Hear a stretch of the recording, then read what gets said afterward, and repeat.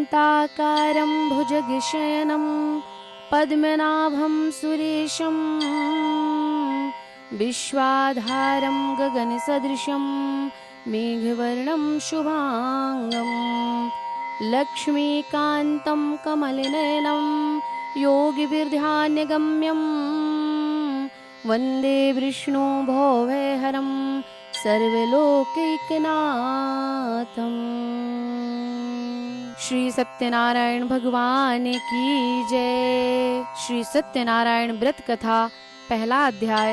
एक समय नैमिषारण्य तीर्थ में शौनकादि 88,000 ऋषियों ने श्री सूत जी से पूछा, हे प्रभु, इस कलयुग में वेद विद्या रहित मनुष्यों को प्रभु भक्ति किस प्रकार मिलेगी तथा उनका उद्धार कैसे होगा? इसीलिए हे मुनि श्रेष्ठ, कोई ऐसा तप कहिए जिससे थोड़े समय में पुण्य प्राप्त होवे तथा मनवांछित फल मिले। वह कथा सुनने की हमारी बड़ी इच्छा है। सर्वशास्त्र ज्ञाता श्री सूत जी बोले, हे वैष्णवों में पूज्य, आप सबने प्राणियों के हित की बात पूछी है।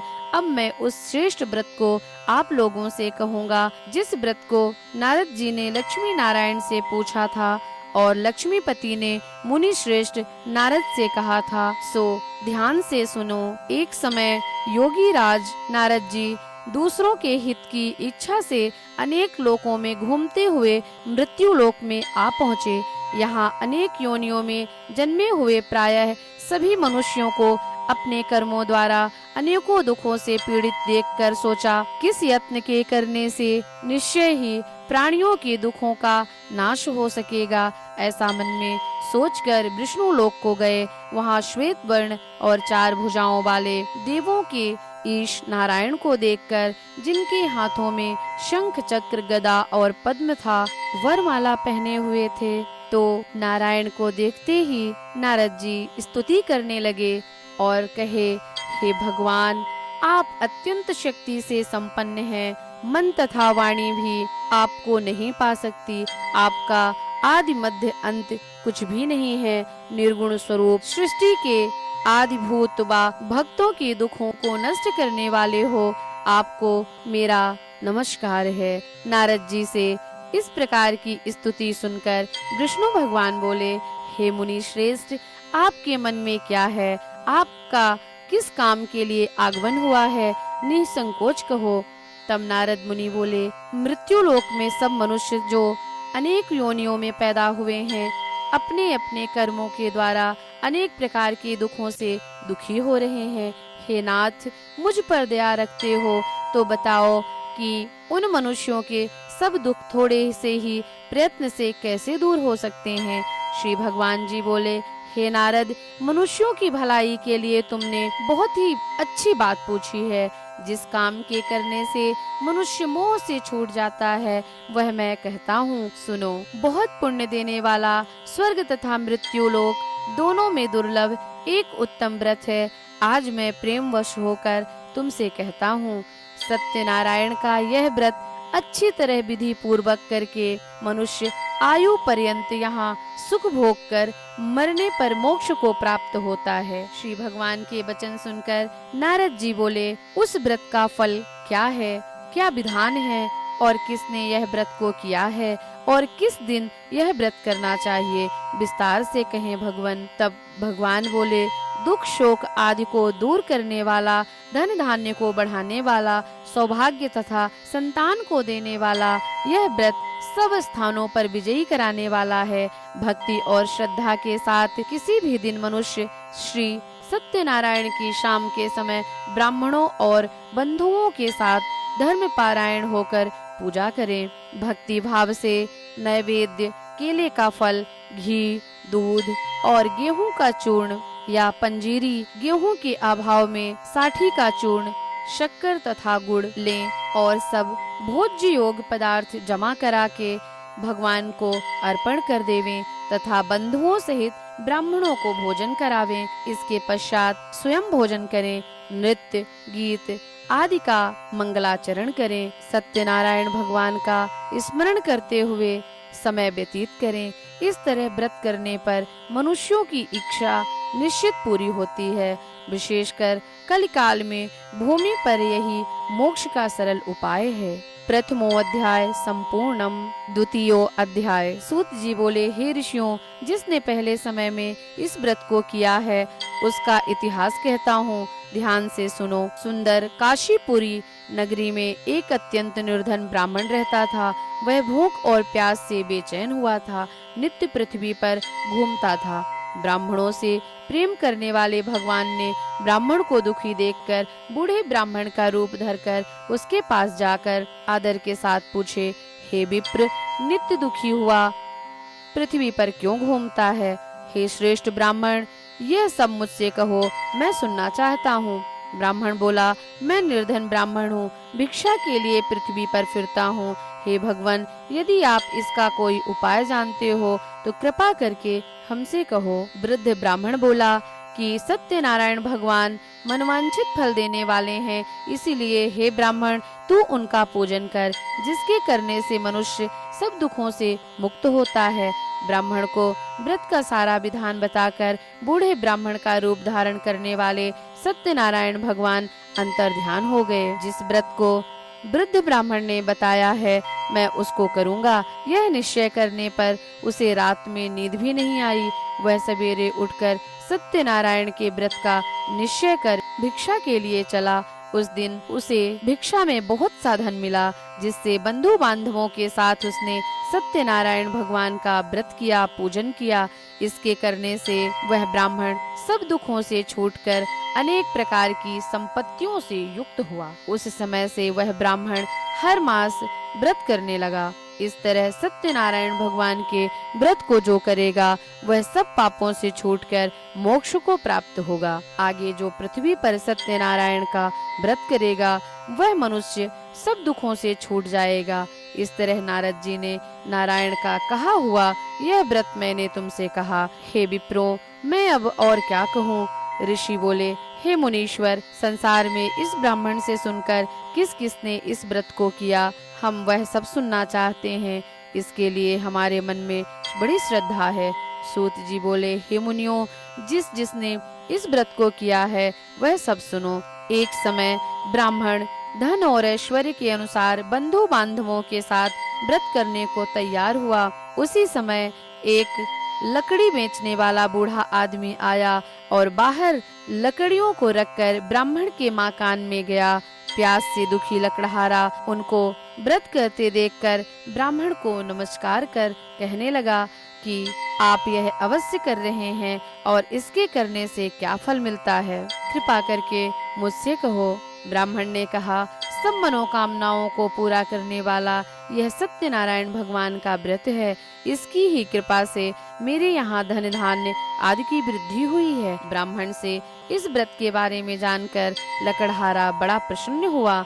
चरणामृत लिया और प्रसाद खाने के बाद अपने घर को चल दिया। लकड़हारे ने अपने मन में इस प्रकार का संकल्प किया कि आज ग्राम में लकड़ी बेचने से जो धन मिलेगा उसी से सत्यनारायण भगवान का व्रत करूंगा, पूजन करूंगा। यह मन में विचार कर बूढ़ा आदमी लकड़ियां अपने सिर पर रखकर जिस नगर में धनवान लोग रहते थे वह ऐसे सुंदर नगर में गया। उस रोज वहां उसे उन लकड़ियों का दाम पहले दिनों से चौगुना मिला। तब वह बूढ़ा लकड़हारा दाम लिया और अति प्रसन्न होकर पक्के केले की फली, शक्कर, घी, दूध, दही और गेहूं का चूरन इत्यादि सत्यनारायण भगवान के व्रत की कुल सामग्रियों को लेकर अपने घर गया। फिर उसने अपने भाइयों को बुलाकर विधि के साथ भगवान जी का पूजन और व्रत किया। उस व्रत के प्रभाव से वह बूढ़ा लकड़हारा धन, पुत्र आदि से युक्त हुआ और संसार के समस्त सुख भोग कर बैकुंठ को चला गया। द्वितीयो अध्याय संपूर्णम। तृतीयो अध्याय। सूत जी बोले, हे श्रेष्ठ मुनियों, अब आगे की कथा कहता हूँ, सुनो। पहले समय में उल्कामुख नाम का एक बुद्धिमान राजा था। वह सत्यवक्ता और जितेंद्रिय था। प्रतिदिन देव स्थानों पर जाता तथा गरीबों को धन देकर उनके कष्ट दूर करता था। उसकी पत्नी कमल के समान मुख वाली और सती साध्वी थी। भद्रशिला नदी के तट पर उन दोनों ने श्री सत्यनारायण भगवान का व्रत पूजन किया। उस समय में वहाँ एक साधु वैश्य आया। उसके पास व्यवहार के लिए बहुत सा धन था। वह नाव को किनारे पर ठहराकर राजा के पास आ गया और राजा को व्रत करते हुए देखकर विनय के साथ पूछने लगा, हे राजन, भक्ति युक्त चित्त से यह आप क्या कर रहे हैं? मेरी सुनने की इच्छा है, सो आप मुझे बताएं। राजा बोला, हे साधु, अपने बांधवों के साथ पुत्र आदि की प्राप्ति के लिए महाशक्तिवान सत्यनारायण भगवान का व्रत व पूजन किया जा रहा है। राजा के वचन सुनकर साधु आदर के साथ बोला, हे राजन, मुझसे इसका सब विधान कहो, मैं भी आपके कथनानुसार इस व्रत को करूंगा। मेरे भी कोई संतान नहीं है और इससे निश्चय ही मेरे संतान होगी। राजा से सब विधान सुन व्यापार से निवृत्त होकर वह आनंद के साथ घर गया। साधु ने अपनी स्त्री से संतान देने वाले उस व्रत का समाचार सुनाया और कहा कि जब मेरी संतान होगी तब मैं इस व्रत को करूंगा। साधु ने ऐसे वचन अपनी स्त्री लीलावती से कहे। एक दिन उसकी स्त्री लीलावती पति के साथ आनंदित होकर सांसारिक धर्म में प्रवृत्त होकर सत्यनारायण भगवान की कृपा से गर्भवती हो गई तथा 10वें महीने में उसकी एक सुंदर कन्या का जन्म हुआ। दिनों दिन वह कन्या इस तरह बढ़ने लगी जैसे शुक्ल पक्ष का चंद्रमा बढ़ता है। कन्या का नाम कलावती रखा गया। तब लीलावती ने मीठे शब्दों में अपने पति से कहा कि जो आपने संकल्प किया था वह भगवान का व्रत करूंगा, अब आप उसे कर लीजिए। साधु बोला, हे प्रिय, इसके विवाह पर करूंगा। इस प्रकार अपनी पत्नी को आश्वासन देकर वह नगर को चल दिया। कलावती पिता के गृह में वृद्धि को प्राप्त हो रही थी, बढ़ रही थी। साधु ने जब नगर में सखियों के साथ अपनी पुत्री को देखा तो तुरंत दूत बुलाकर कहा कि पुत्री के वास्ते कोई सुयोग्य वर देख कर लाओ। साधु की आज्ञा पाकर दूत कंचन नगर पहुंचा और वहां पर बड़ी खोज और देखभाल कर लड़की के लिए सुयोग्य वर को ढूंढ लाया। उस सुयोग्य लड़के को देखकर साधु ने अपने बंधु बांधवों सहित प्रसन्न चित्त अपनी पुत्री का विवाह उसके साथ कर दिया। किंतु दुर्भाग्य से विवाह के समय भी उस व्रत को वह करना भूल गया। तब भगवान क्रोधित हो गए और श्राप दिया कि तुम्हें दारुण दुख प्राप्त होगा। अपने कार्य में कुशल साधु बनिया जामाता सहित समुद्र के समीप स्थित रत्नपुर नगर में गया और वहां दोनों ससुर जमाई चंद्रकेतु राजा के उस नगर में व्यापार करने लगे। एक रोज भगवान सत्यनारायण की माया से प्रेरित होकर कोई चोर राजा का धन चुराकर भागा जा रहा था, किंतु राजा के दूतों को आता देखकर चोर ने घबराकर भागते हुए राजा के धन को वहीं चुपचाप रख दिया जहां वो ससुर जमाई ठहरे हुए थे। जब दूतों ने उस साधु वैश्य के पास राजा के धन को रखा देखा तो वे दोनों को बांध कर ले गए और प्रसन्नता से दौड़ते हुए राजा के समीप जाकर बोले, यह दो चोर हम पकड़ कर लाए हैं, देखकर आज्ञा दे। तब राजा की आज्ञा से उनको कठोर कारावास में डाल दिया गया और उनका सब धन छीन लिया। सत्यनारायण भगवान के श्राप द्वारा उनकी पत्नी भी घर में बहुत दुखी रहने लगी और घर पर जो धन रखा था चोर चुरा कर ले गए। शारीरिक व मानसिक पीड़ा तथा भूख प्यास से अति दुखित होकर अन्न की चिंता में कलावती एक ब्राह्मण के घर गई। वहां उसने सत्यनारायण भगवान का व्रत होते देखा, फिर कथा सुनी तथा प्रसाद ग्रहण कर रात को घर आई। माता ने कलावती से कहा, हे पुत्री, अब तक कहाँ रही व तेरे मन में क्या है? कलावती बोली, हे माता, मैंने एक ब्राह्मण के घर श्री सत्यनारायण भगवान का व्रत देखा है। कन्या के वचन सुनकर लीलावती भगवान के पूजन की तैयारी करने लगी। लीलावती ने परिवार और बंधुओं सहित श्री सत्यनारायण भगवान का पूजन किया और मांगा कि मेरे पति और दामाद शीघ्र आ जावे। साथ ही प्रार्थना की, हम सबका अपराध क्षमा करो। सत्यनारायण भगवान इस व्रत से संतुष्ट हो गए और राजा चंद्रकेतु को स्वप्न में दर्शन देकर कहा, हे राजन, दोनों वैश्यों को प्रातः ही छोड़ दो और उनका सब धन जो तुमने ग्रहण किया है उन्हें वापस कर दो, नहीं तो मैं तेरे धन धान्य और राज्य पुत्र आदि सब नष्ट कर दूंगा। राजा से ऐसे वचन कहकर भगवान अंतर्ध्यान हो गए। प्रातः काल राजा चंद्रकेतु ने सभा में अपना स्वप्न सुनाया। फिर दोनों वणिक पुत्रों को कैद से मुक्त करके सभा में बुलाया। दोनों ने आते ही राजा को नमस्कार किया। राजा मीठे वचनों से बोला, हे महानुभावों, भावी वश ऐसा कठिन दुख प्राप्त हुआ है, अब तुम्हें कोई भय नहीं है। ऐसा कहकर राजा ने उनको नए नए वस्त्राभूषण पहनाए तथा उनका जितना धन लिया था उससे दुगना धन देकर आदर सहित विदा किया। दोनों वैश्य अपने घर को चल दिए। तृतीयो अध्याय संपूर्णम। चतुर्थो अध्याय। सूत जी बोले, वैश्य ने मंगलाचार करके यात्रा आरंभ की और अपने नगर को चला। उनके थोड़ी दूर निकलने पर दंडी वेशधारी सत्यनारायण ने उनसे पूछा, हे साधु, तेरी नाव में क्या है? अभिमानी वणिक हंसता हुआ बोला, हे दंडी, आप क्यों पूछते हो? क्या धन लेने की इच्छा है? मेरी नाव में तो बेल और पत्ते भरे हैं। वैश्य का कठोर वचन सुनकर भगवान ने कहा, तुम्हारा वचन सत्य हो। दंडी ऐसा कहकर वहां से दूर चले गए और कुछ दूर जाकर समुद्र के किनारे बैठ गए। दंडी के जाने पर वैश्य ने नित्य क्रिया करने के बाद नाव को ऊंची उठी देखकर अचंभा किया और नाव में बेल पत्ते आदि देखकर मूर्छित हो गया। फिर मूर्छा खुलने पर अत्यंत शोक प्रकट करने लगा। उसका दामाद बोला कि आप शोक ना करें, यह दंडी का श्राप है, अतः उनकी शरण में चलना चाहिए, तभी हमारी मनोकामना पूरी होगी। दामाद के वचन सुनकर वह दंडी के पास पहुंचा और अत्यंत भक्ति भाव से नमस्कार करके बोला, मैंने जो आपसे असत्य वचन कहे थे उनको क्षमा करो। ऐसा कहकर महान शोकातुर हो रोने लगा। तब दंडी भगवान बोले, हे वणिक पुत्र, मेरी आज्ञा से बार बार तुम्हें दुख प्राप्त हुआ है, तू मेरी पूजा से विमुख हुआ। साधु बोला, हे भगवान, आपकी माया से मोहित ब्रह्मा आदि भी आपके रूप को नहीं जानते, तब मैं अज्ञानी कैसे जान सकता हूँ? आप प्रसन्न होइए, मैं सामर्थ्य के अनुसार आपकी पूजा करूंगा। मेरी रक्षा करें प्रभु, और पहले के समान नौका में धन धान्य भर दो। उसके भक्ति युक्त वचन सुनकर भगवान प्रसन्न होकर उसकी इच्छा अनुसार वर देकर अंतर ध्यान हो गए। तब उन्होंने नाव पर आकर देखा कि नाव धन से परिपूर्ण है। फिर वह भगवान सत्यनारायण का पूजन कर साथियों सहित अपने नगर को चल दिया। अब अपने नगर के निकट पहुंचा, तब दूत को घर भेजा। दूत ने साधु के घर जाकर उसकी स्त्री को नमस्कार कर कहा कि साधु अपने दामाद सहित इस नगर के समीप आ गए हैं। ऐसा वचन सुनकर साधु की स्त्री ने बड़े हर्ष के साथ सत्यदेव का पूजन कर रही थी पुत्री से कहा, मैं अपने पति के दर्शन को जाती हूँ, तू कार्य पूर्ण कर शीघ्र आ जाना। माता के ऐसे वचन सुनकर कलावती प्रसाद छोड़कर पति से मिलने चली गई।